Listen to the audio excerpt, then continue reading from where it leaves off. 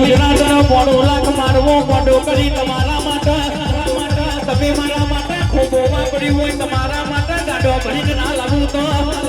પગલા આવી સદી વગણ હોય તો જગત દુનિયા હેડતી આવાલા જગત દુનિયા કોપી કરે સદીએ કોઈ દાડો કોપી કરતો શીખવાડ્યો નથી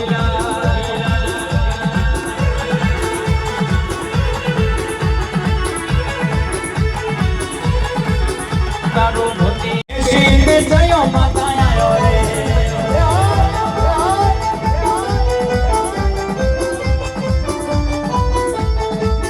વણતિયા મલક થી આયો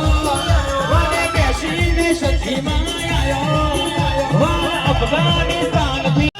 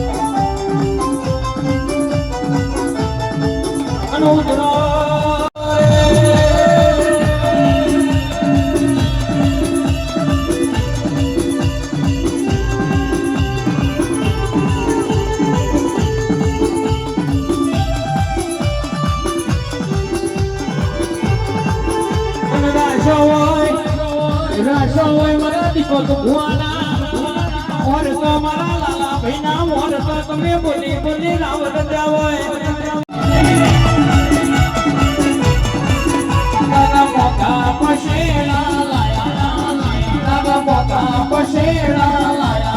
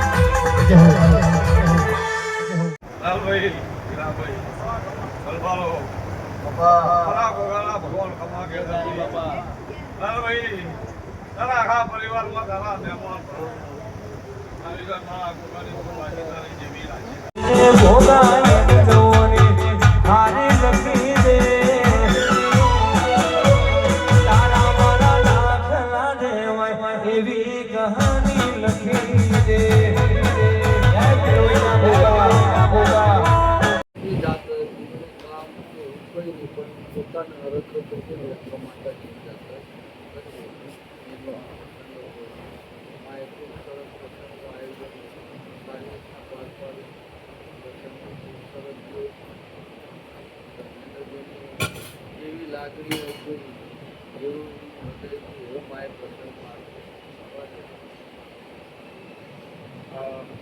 ભાવસા સમાજમાંથી લોકો દૂરથી આવતા હોય છે જેવી માનતા હોય છે એ પ્રમાણે માનતાઓ પૂરી થતી હોય છે. શું કહેવા માગશે? ભાવસા સમાજમાં માતા આજથી પણ ત્યારથી આપણી પ્રજા અફઘાનિસ્તાનથી નીકળી બની ત્યારે આ માતાને સાથે લઈને આવેલી માતા જો આપણે માતા બેઠી છે જો આપણો રંગાટનો કોમ થતો હશે જો પહેલાં તો શું ઘર બહાર તો બહુ ઓછા પ્રશ્નો હતા પણ જો ધંધો હોય આપણે કેવા માતાને કહેતા હતા. જો આપણો ધંધો કેવો હતો પહેલાં તો વગડો થતો તો ગામમાં થાય નહીં કારણ કે એના માટે જગ્યા ફૂલ જોવે કપડો સૂકવવાનું રંગવા માટે રંગાટ કામને ભઠ્ઠીઓ કરવા માટે પાણી બોરવું જોવે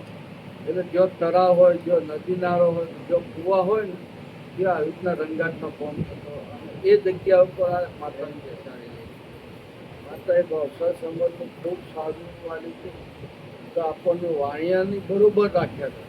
આપણા ધંધા બી પહેલાં એવા હતા કે કોઈ કરિયાણાની દુકાન કોઈની વળી સરાફી પેઢી હોય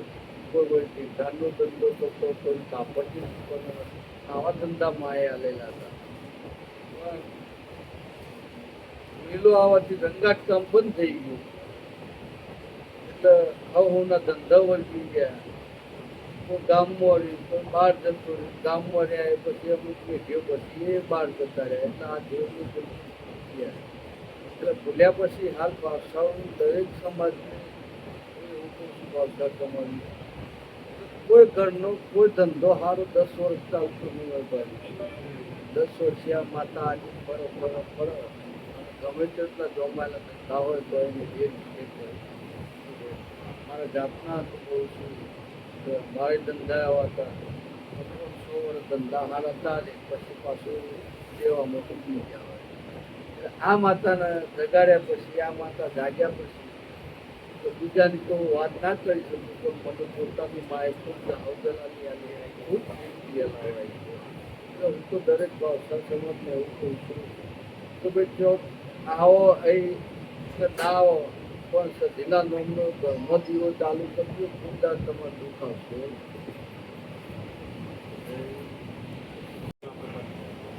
આજે મહેસાણા જિલ્લાનું મારે મેવું ગામ સિદ્ધેશ્વરી ધામ એવું મેવું મારા ભાવસાની સતી માતાજીનું ખૂબ જ વરસાદી મંદિર છે અને ઘણા ભાવિ ભક્તો અહીંયા આવે છે અને આસ્થા રાખે છે માતાજી એમનું કામ કરે છે અને કોઈના ભુવાજી એવું કહેતા નથી કે અહીંયા તમારે આ કરવું પડશે પણ જે પણ આવે છે જેના મનમાં જેવી ભાવનામાં એવું કામ પૂરું થાય એટલે એમ કહે છે કે માતાજીની જાતર કરવી છે તો અહીંયા ભુવાજી માતાજીની રજા લઈ અને બધાને મનોરંજન આપી માતાજીને લાભ લાવવાથી આવનારા ભુવાજીઓને સન્માન કરી અને બધા ભુવાજીઓનું ખૂબ જ સ્વાગત કરે છે. આ જાતર અહીંયા કરી એવી ઘણા સમય પહેલાં પણ અમે કરી હતી બધાને ખૂબ મજા આવી અને રંગે જંગે માતાજીના ગુણગાન ગાવાના હોય અને જાતરમાં અમને પણ મજા આવે છે આવનારા પબ્લિકને મજા આવે છે અને અહીંયા જેટલા પણ ભુવા આવે છે માતાઓ આવે છે અને બધાની આશા માતાજી પૂરી કરે છે અને અહીંયા બધા ભેગા કરી માતાજીનું ભજન કરી એક બે રીતે સપોર્ટ કરતા કેવું હોય સતી માતા કયા અને સતી માતા માટે તો મારો એક જ ભાવ હોય ગાવાનું છે ભાઈ કેમ કે હું ગઈને જ એને લડવું છું. હો આ જન્મે મલા સતી જન્મો જન્મ માળજો છોરુડા ચોણી માડી હંભાર રે રાખજો એ મારા ભાવસારના ઓગણાનું દેવ રાખ્યું ભાવસારનું તમે નો મા બાપ મળે તો મારી સતી જેવા મળજો એ તારા ખોડે ઝીલવાના જાજા કોટ એ તારા ખોડે ઝીલવાના જાજા કોટ મા બાપ મળે તો મારી સતી જેવા મળજો.